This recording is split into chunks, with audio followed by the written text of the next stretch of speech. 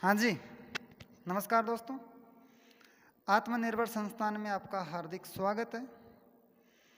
और आज गणेश चतुर्थी भी है, तो गणेश चतुर्थी की भी आपको ढेर सारी शुभकामनाएं। और देखिए दोस्तों, आत्मनिर्भर का अर्थ क्या होता है? तो आत्मनिर्भर का मीनिंग होता है सेल्फ डिपेंडेंट, यानी कि आप अपने ऊपर आत्मनिर्भर रहो दोस्तों, चाहे मंजिलें कितनी भी बड़ी क्यों ना हो। अगर अपने लक्ष्य को प्राप्त करना है दोस्तों, तो जोश, जुनून और मेहनत तीनों का त्रिवेणी संगम कर दो। लक्ष्य कितना भी बड़ा क्यों ना हो, उसमें हमारे को सफलता जरूर मिलेगी। तो आज हम हमारे आत्मनिर्भर संस्थान में हम शुरुआत करने जा रहे हैं राजस्थान ज्योग्राफी। तो आप हमारे जो YouTube चैनल है आत्मनिर्भर संस्थान, इसके प्रति आप आत्मनिर्भर रहना, निश्चिंत रहना। और वैसे मोदी जी ने भी अभी आत्मनिर्भर भारत अभियान चलाया है, यानी कि भारत को सेल्फ डिपेंडेंट बनाना चाहते हैं अपने आप में। तो उसी प्रकार हमने भी आत्मनिर्भर संस्थान चलाया आपके लिए।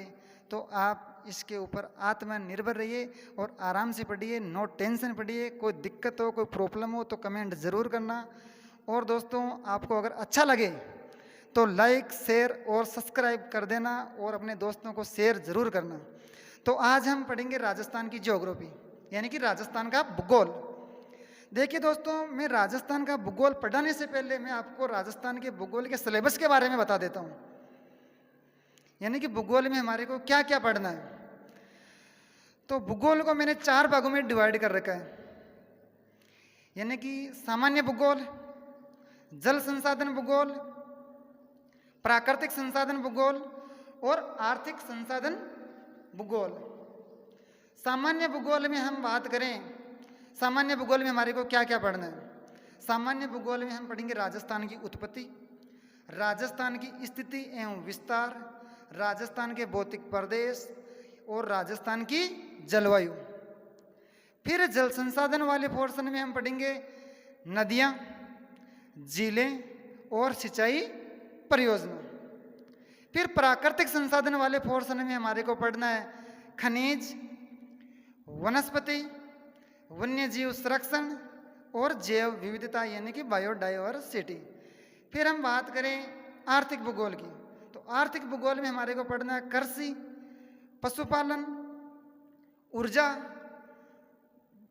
औद्योगिक विकास और जनसंख्या।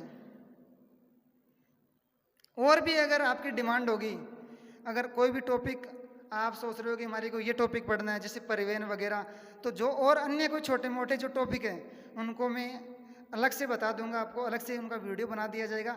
जो सिलेबस है ये RAS मेंस और प्री का है। अगर आप अदर कोई सब्जेक्ट की अगर तैयारी, मतलब अगर आप अदर कोई एग्ज़ाम की तैयारी कर रहे हो तो उसके लिए भी ये महत्वपूर्ण साबित होगा दोस्तों। राजस्थान का कौन सा भी एग्ज़ाम दो आप। तो अब हम राजस्थान के सिलेबस को समझने की कोशिश करें। अगर आपको अगर ये सिलेबस समझ में आ जाएगा तो आपको याद भी हो जाएगा।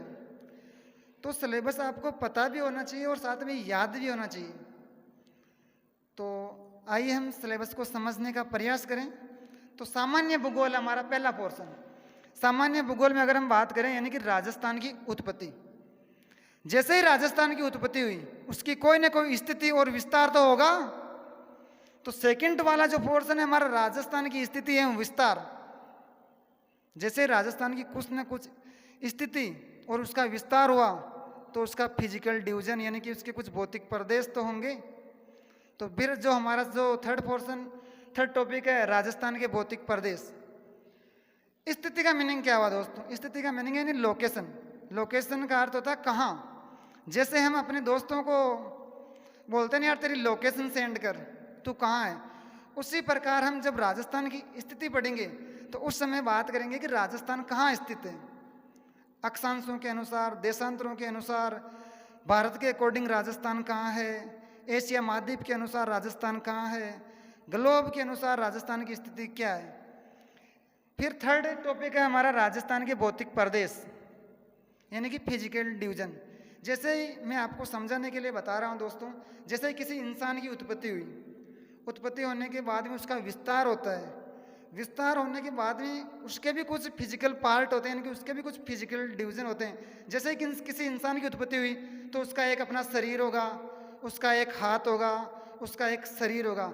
उसी प्रकार राजस्थान की उत्पत्ति होने के बाद उसका विस्तार हुआ, विस्तार होने के बाद उसके फिजिकल डिवीजन यानी कि 4 भौतिक प्रदेश बने दोस्तों। फिर जो हमारा जो फिजिकल डिवीजन है, जो भौतिक प्रदेश है, वहाँ की कुछ ना कुछ जलवायु तो होगी। तो हमारा जो अगला जो टॉपिक है वो राजस्थान की जलवायु। जलवायु में दोस्तों बहुत सारे सीजन आते हैं, जैसे ग्रीष्म ऋतु, समर सीजन, वर्षा ऋतु, शरद ऋतु और शीत ऋतु। अगर हम वर्षा ऋतु की बात करें तो अभी लॉकडाउन के समय कुछ दिनों पहले एक न्यूज आई थी कि जो राजस्थान में जो मानसून का समय है वो 15 जून है दोस्तों, तो उसको बढ़ा के 25 जून कर दिया गया है। जब हम जलवायु वाला टॉपिक पढ़ेंगे तो हम जो मानसून की जो आगमन की तिथि है 15 जून, वो न पढ़ के 25 जून से पढ़ेंगे दोस्तों। जो अगला जो हमारा जो सीजन है शरद ऋतु, जो हम कह सकते हैं सुहावना मौसम है, अक्टूबर नवंबर वाला, ना तो ज़्यादा सर्दी और ना ही गर्मी। फिर दिसंबर यानी शीत ऋतु, यानी दिसंबर जनवरी और फरवरी वाला वो जो पोर्शन है वो शीत ऋतु। अब जो हमारा जो अगला जो पोर्शन है जल संसाधन वाला, वो कहीं ना कहीं जो जलवायु वाला जो वर्षा ऋतु है वो मानसून के ऊपर ही डिपेंड करता है दोस्तों। उसी के बेस के ऊपर आधारित है हमारा जल संसाधन वाला पोर्शन। जैसे ही मानसून हुआ, मानसून आया राजस्थान में, वर्षा हुई, वर्षा होने के बाद में हमारी नदियाँ बहने लगती है। तो जो हमारा जो अगला जो टॉपिक है वो है नदियाँ, जल संसाधन वाले पोर्शन में, इसी के बेस के ऊपर आधारित है दोस्तों नदियाँ। तो नदियों के पानी को कंट्रोल करने के लिए, नदियों के पानी को कंट्रोल करने के लिए वहाँ पर बांध और झीलें बनाई गई है दोस्तों। तो नदियों से ही बनती है हमारे झीलें, और नदियों और झीलों से है हमारी इरिगेशन प्रोजेक्ट, हमारी सिंचाई परियोजना बनती है दोस्तों। जो हमारा जो अगला जो पोर्शन है नेचुरल रिसोर्स, इसमें हम पढ़ेंगे मिनरल्स यानी कि खनिज।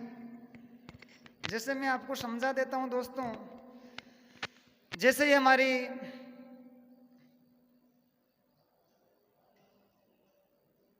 पृथ्वी है, सॉरी दोस्तों आपको यहां दिखाई नहीं दे रहा है,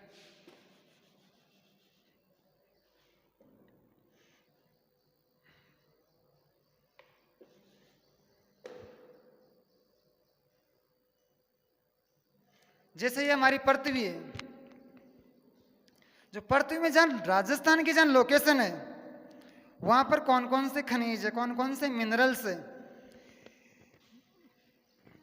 यानी खनिजों का चट्टानों, यहाँ बहुत सारी चट्टानें पाई जाती हैं। पृथ्वी की सरफेस जो नीचे की सतह होती है, जो भूगर्भक सतह चट्टानें, चट्टानों का निर्माण हुआ है दोस्तों खनिजों से। तो हमारे राजस्थान में कौन कौन से खनिज डिपॉजिट हैं और किन किन खनिजों का प्रोडक्ट किया जाता है हमारे राजस्थान से, वो पढ़ेंगे। फिर जो हमारी जो पृथ्वी की जो ऊपरी सरफेस है, इस पर पाई जाती है वनस्पति। तो राजस्थान में कौन सी वनस्पति है, किस प्रकार की है, तो जो हमारा जो अगला टॉपिक रहेगा वो रहेगा वनस्पति। और जो हमारा जो अगला टॉपिक है वन्य जीव संरक्षण, वो कहीं ना कहीं इस वेजिटेशन से ही संबंधित है। जहाँ वेजिटेशन यानी कि वनस्पति अच्छी होगी वहाँ वन्य जीव संरक्षण उतना ही अच्छा होगा। और जो हमारा उसके बाद में जो टॉपिक है अगला वो है जैव विविधता। जहाँ वनस्पति और वन्य जीव संरक्षण दोनों है तो वहाँ जैव विविधता यानी कि बायोडाइवर्सिटी उतनी अच्छी होगी। कहीं ना कहीं जो जैव विविधता, जो जीव जंतु होते हैं, जो हमारी जो जैव बायोडाइवर्सिटी यानी जो जैव विविधता होती है, वो कहीं ना कहीं वनस्पति और वन्य जीव संरक्षण के ऊपर ही डिपेंड करती है, यानी कि वनस्पति और जीवों के ऊपर ही निर्भर करती है। फिर हमारा जो अगला जो पोर्शन है इकोनॉमिक ज्योग्राफी, जो इसके जो आंकड़े वो निश्चित समय के बाद इसके जो डेटा है वो चेंज होते रहते हैं। तो इसमें जो हमारा टॉपिक है, इसमें पढ़ेंगे हम एग्रीकल्चर यानी कि कृषि। इसमें बहुत सारे एग्रीकल्चर के हम प्रकार देखेंगे। फिर बाद में हमारे को पढ़ना है पशुपालन, पशुओं की कौन कौन सी नस्लें हैं और कौन कौन से पशु कहाँ कहाँ पाए जाते हैं, उन सब के बारे में हम इसमें बात करेंगे। फिर हम बात करें ऊर्जा यानी कि एनर्जी। ऊर्जा को हम दो पार्ट में डिवाइड करते हैं, परंपरागत ऊर्जा और गैर परंपरागत ऊर्जा, यानी कि कॉन्वेंशनल ऊर्जा और नॉन कॉन्वेंशनल ऊर्जा, कॉन्वेंशनल एनर्जी और नॉन कॉन्वेंशनल एनर्जी। फिर जो हमारा जो लास्ट टॉपिक है जनसंख्या यानी कि पॉपुलेशन, इसमें हम जनसंख्या के बारे में बात करेंगे। तो जो आज हमारा जो फर्स्ट टॉपिक है वो रहेगा राजस्थान की उत्पत्ति। तो आप हेडिंग डाल लो राजस्थान की उत्पत्ति, और ये सिलेबस है दोस्तों, आप इस सिलेबस को नोट कर लेना। और देखिए दोस्तों, साथ साथ में आप नोट्स भी बना लेना। मेरा कहने का मतलब तो ये है कि जब आप पढ़ो तो नोटबुक पेन कॉपी उठा लेना और साथ के साथ नोट्स ज़रूर बनाना दोस्तों। बिल्कुल बेसिक लेवल से और जीरो से स्टार्ट है दोस्तों ज्योग्राफी। और आप जो भी पटवार की जो तैयारी कर रहे हैं वो तो बिल्कुल एक क्वेश्चन बाहर नहीं जाएगा दोस्तों, 100% गारंटी ले रहा हूँ मैं। आप पढ़ते तो बहुत कुछ हो, मार्केट से बहुत सारी बुकें भी लेकर आते हो, पता नहीं क्या क्या पढ़ते हो, लेकिन वो गलत है दोस्तों। पढ़ो तो कुछ ऐसा पढ़ो कि उसमें इनपुट कम और आउटपुट ज़्यादा। ये दोस्तों मैं आपको टीका लिखाऊंगा। टीका का मतलब क्या होता है दोस्तों? पुस्तिका का छोटा रूप होता है टीका। और इस टीका में से एक भी क्वेश्चन बाहर नहीं जाएगा, और जो क्वेश्चन बाहर जाएगा वो किसी को नहीं आएगा दोस्तों। तो अब हम शुरुआत करते हैं राजस्थान की उत्पत्ति की। तो आप हेडिंग डाल लीजिए राजस्थान की उत्पत्ति।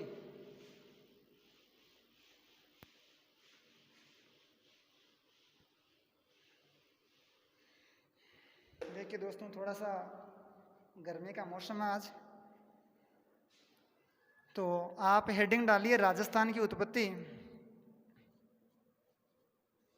राजस्थान की उत्पत्ति कैसे हुई, राजस्थान की उत्पत्ति, इसके बारे में हम बात करेंगे।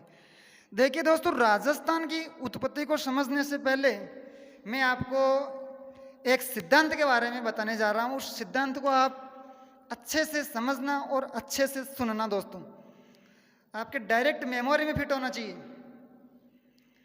राजस्थान की उत्पत्ति के बारे में मैं आपको एक महाद्वीपीय विस्थापन सिद्धांत के बारे में बताने जा रहा हूं। महाद्वीपीय विस्थापन सिद्धांत किसने दिया, कब दिया और इसमें क्या कहा गया?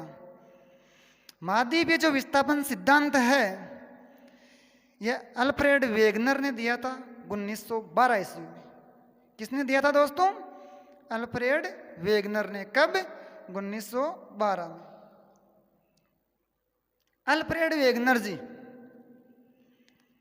जर्मनी के मौसम वैज्ञानिक थे। इन्होंने अध्ययन करके यह प्रमाणित किया कि संयुक्त महाद्वीप, इन्होंने अध्ययन करके यह प्रमाणित किया कि पहले जो सभी महाद्वीप है वो संयुक्त रूप से एक बड़े विशाल भूभाग का हिस्सा हुआ करते थे, जिसे पेंजिया कहा जाता है दोस्तों। एक बार और सुन लेना। महाद्वीपीय विस्थापन सिद्धांत अल्फ्रेड वेगनर ने दिया था 1912 में। इन्होंने अध्ययन करके यह प्रमाणित किया कि पहले सभी महाद्वीप एक बड़े विशाल भूभाग का हिस्सा हुआ करते थे, जिसे पेंजिया कहा जाता है, और जिसे पेंजिया कहा जाता है। और पेंजिया के चारों ओर जो महासागरीय भाग है, जो जलीय भाग है, उसे पेंथालासा कहा जाता है। जो पेंजिया के जो चारों ओर जो महासागरीय भाग है, जो जलीय भाग है, इसे पेंथालासा कहा जाता है दोस्तों। और इन्होंने यह भी बताया कि पेंजिया कालांतर में दो भागों में टूट जाता है। पेंजिया का उत्तरी भाग अंगारा लैंड और पेंजिया का दक्षिणी भाग गोंडवाना लैंड। ये जैसे ही टूटते हैं तो इनके बीच में एक भूसनती का निर्माण होता है दोस्तों, और उसे हम कहते हैं 33 सागर। अगर हम पश्चिमी राजस्थान की बात करें तो पश्चिमी राजस्थान में जो खारी पानी की जो झीलें हैं वो 33 सागर के ही अवशेष हैं दोस्तों। तो यह बात तो आपको समझ में आ ही गई होगी, यानी कि महाद्वीपीय विस्थापन सिद्धांत। देखिए दोस्तों, महाद्वीपीय सिद्धांत, महाद्वीपीय विस्थापन सिद्धांत।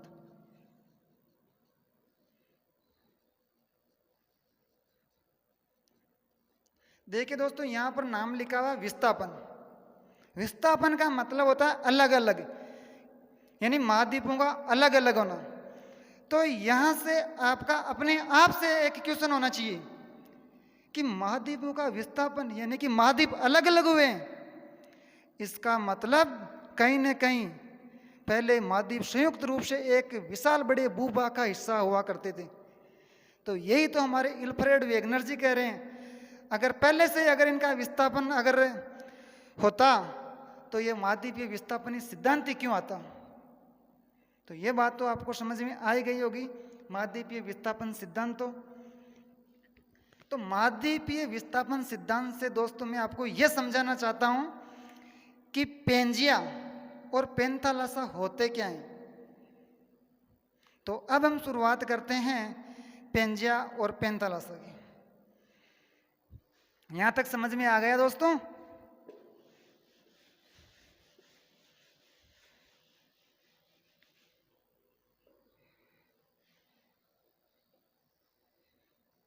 देखिए दोस्तों, जो हमारा जो संपूर्ण भूभाग है जल और स्थल, ये अपने आप में 100% है।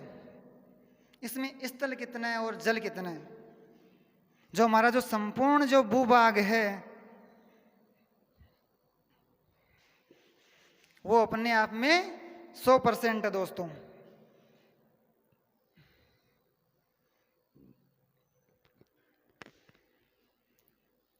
ये हमारा हो गया पेंजिया।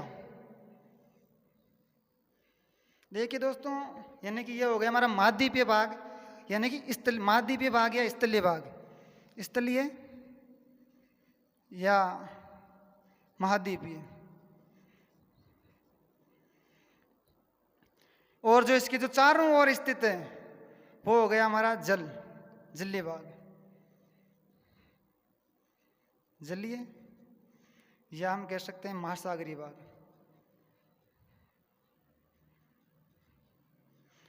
देखिए दोस्तों, जो हमारा जो स्थलीय भाग है ये तो है 29%, और जो जलीय भाग है वो है 71%।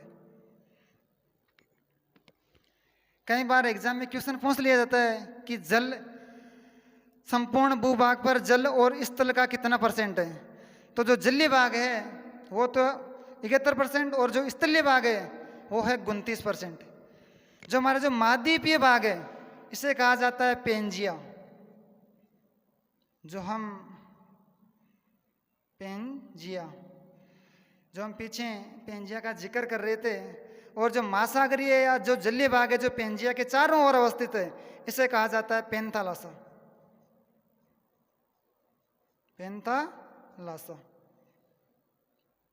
अब देखिए दोस्तों, अल्फ्रेड वेगनर जी ने बताया कि पेंजिया कालांतर में 2 भागों में टूट जाता है।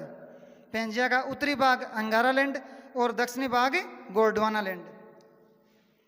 तो ये जो पेंजिया है कालांतर में 2 भागों में टूट जाता है। पेंजिया का उत्तरी भाग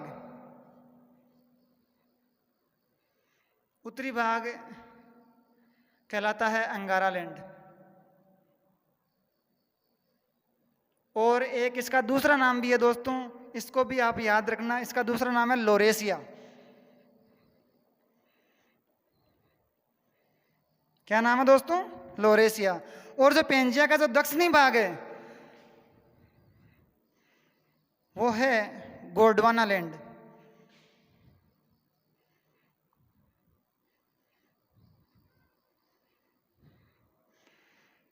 जैसे ही पेंजिया दो भागों में टूटा, अंगारा लैंड और गोंडवाना लैंड, तो इसके बीच में एक भूसनत्ती का निर्माण हुआ जिसे हम कहते हैं 33 सागर। तो इसके बीच में किसका निर्माण हुआ? एक भूसनत्ती का निर्माण हुआ दोस्तों, भूसनत्ती, जिसे हम कहते हैं 33 सागर।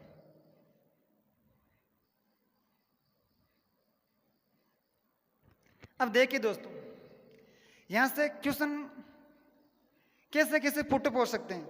या तो सीधा सीधा पूछ लिया जाता है कि संपूर्ण भूभाग पर जल और स्थल कितना है। तो जल और जो स्थल है वो 71 और 29% है दोस्तों। जल तो 71% और स्थल है 29%। फिर बाद में अगर बात करें तो पेंजिया कालांतर में कितने भागों में टूटा? 2 भागों में। यहां से क्वेश्चन बन सकता है कि पेंजिया का उत्तरी भाग, पेंजिया के उत्तरी भाग को क्या कहा जाता है? तो हमारा जवाब होना चाहिए अंगारा लैंड या लोरेसिया। पेंजिया का दक्षिणी भाग, तो आपका जवाब होना चाहिए गोंडवाना लैंड।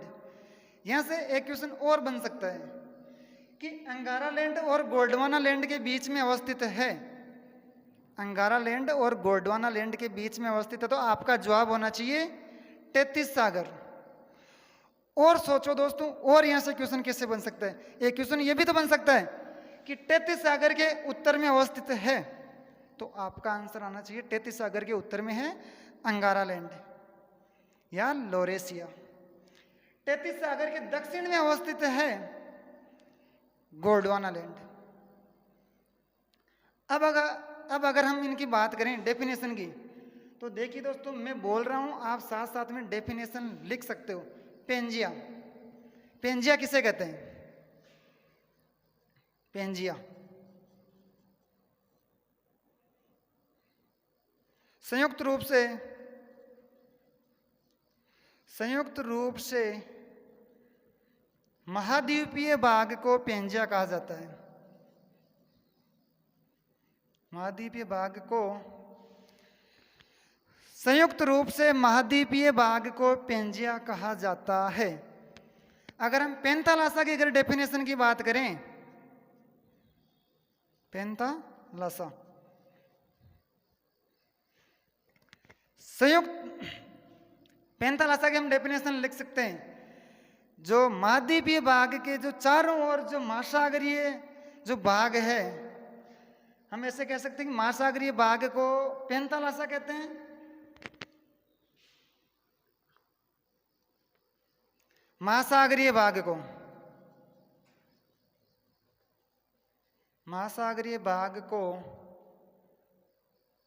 महासागरीय भाग को पेंथालासा कहते हैं, जो पेंजिया के चारों ओर अवस्थित है दोस्तों।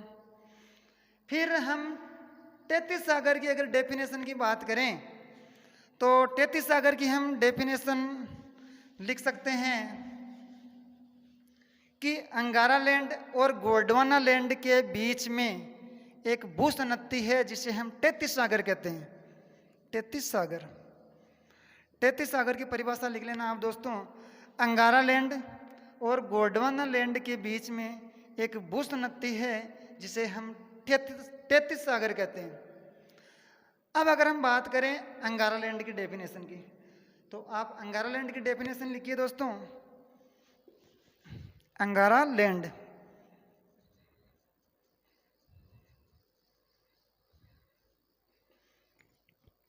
पेंजिया का उत्तरी भाग जिसे अंगारा लैंड कहा जाता है।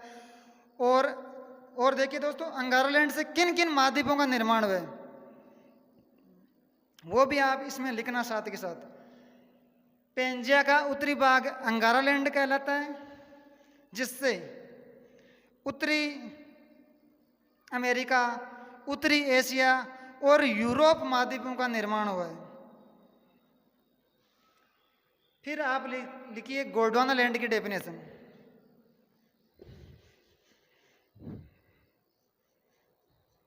गोंडवाना लैंड,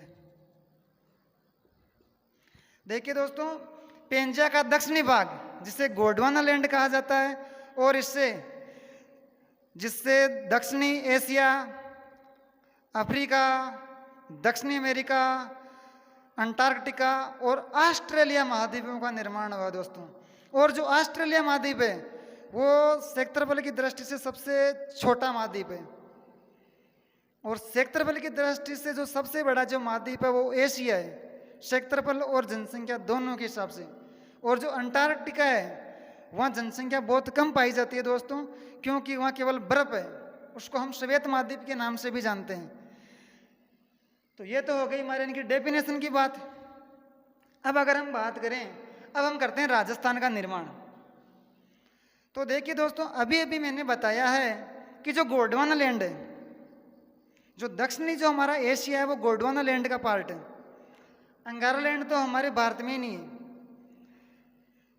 जो हमारा जो दक्षिणी जो एशिया है वो गोंडवाना लैंड का ही तो हिस्सा है। जब अगर हम राजस्थान के अगर निर्माण की बात करेंगे तो उसमें गोंडवाना लैंड और 33 सागर को लेना है हमारे को। अंगारा लैंड तो हमारे यहाँ अवशेष ही नहीं मिले हैं दोस्तों। तो अगली हेडिंग डालिए आप, राजस्थान का निर्माण। राजस्थान का निर्माण कैसे हुआ दोस्तों, यहां तक क्लियर है दोस्तों? अगर किसी भी प्रकार का अगर कोई डाउट हो या कोई आपको कोई ऐसे लिखा हुआ कोई समझ में नहीं आ रहा हो तो आप कमेंट में ज़रूर करना दोस्तों, जिससे कि हम आपके लिए और बेहतर सुविधा उपलब्ध करवा सकें। तो अगला जो हमारा जो टॉप जो हेडिंग है वो है राजस्थान का निर्माण। राजस्थान का निर्माण। राजस्थान का निर्माण हुआ दोस्तों जीटी। जीटी का मीनिंग वो मत समझ लेना दोस्तों, जो शेरशाह सूरी ने एक रोड बनवाई थी, ग्रांड ट्रैंक रोड, तो वो इसका मीनिंग नहीं है। यहाँ जी का मीनिंग है दोस्तों, यहाँ जी का मीनिंग है गोंडवाना लैंड से, और टी का मीनिंग है 33 सागर से।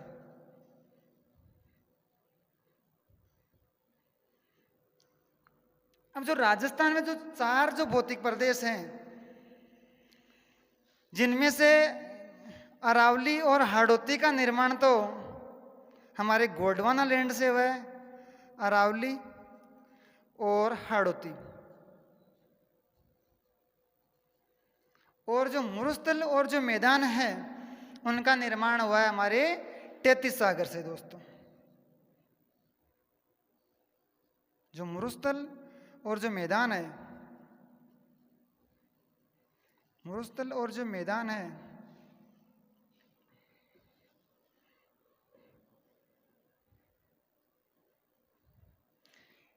इनका निर्माण हुआ है 33 सागर से।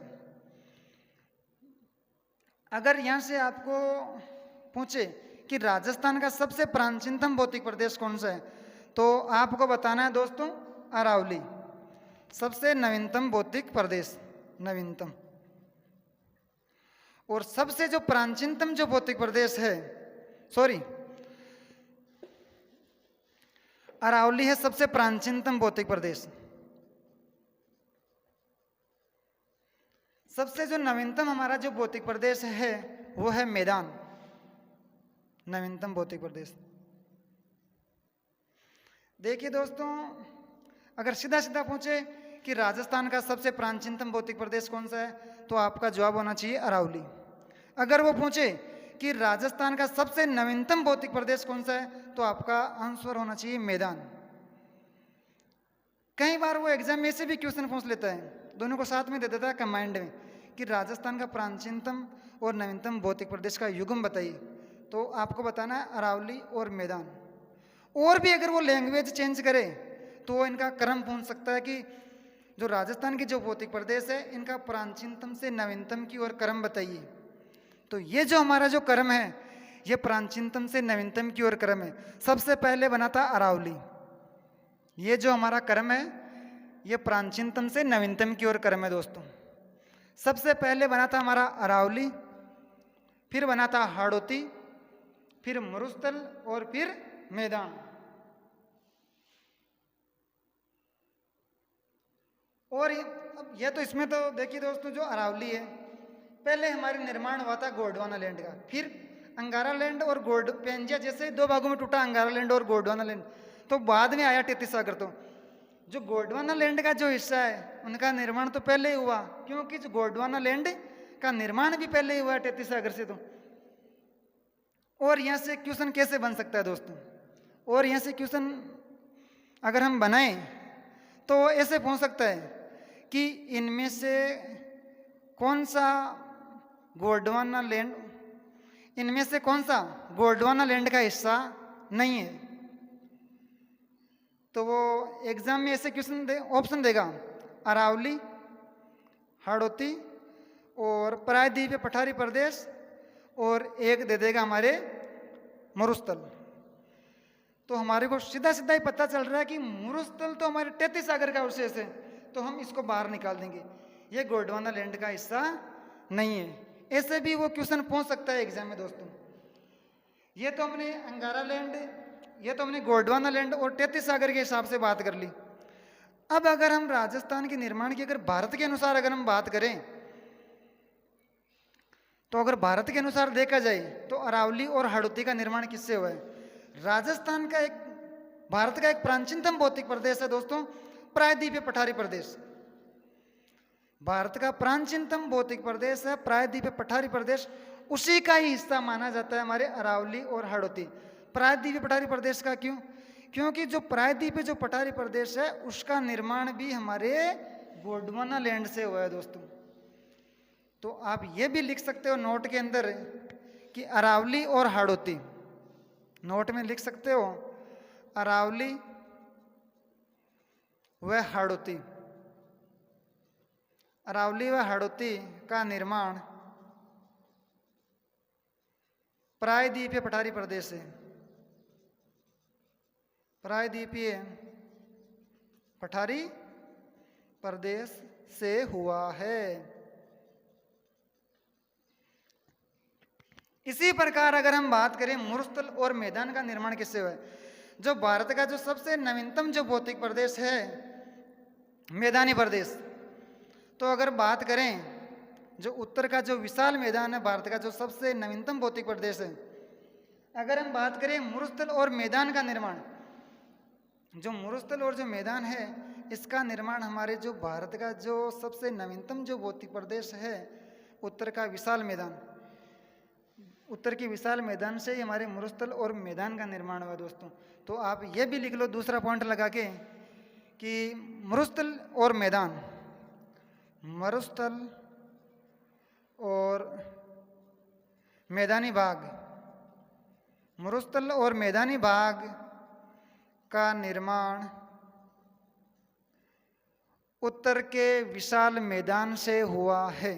मरुस्थल और मैदान का निर्माण भारत के उत्तर के विशाल मैदान से हुआ है दोस्तों। और लगभग हमने राजस्थान का निर्माण कर ही लिया है दोस्तों। अब जो हमारा जो अगला जो टॉपिक रहेगा वो रहेगा राजस्थान की स्थिति एवं विस्तार। आज के लिए इतना ही दोस्तों। अगर आपको अच्छा लगे तो लाइक शेयर कमेंट ज़रूर करना और अपने दोस्तों के साथ शेयर भी करना, सब्सक्राइब भी करना। जय हिंद, जय भारत। Thank you.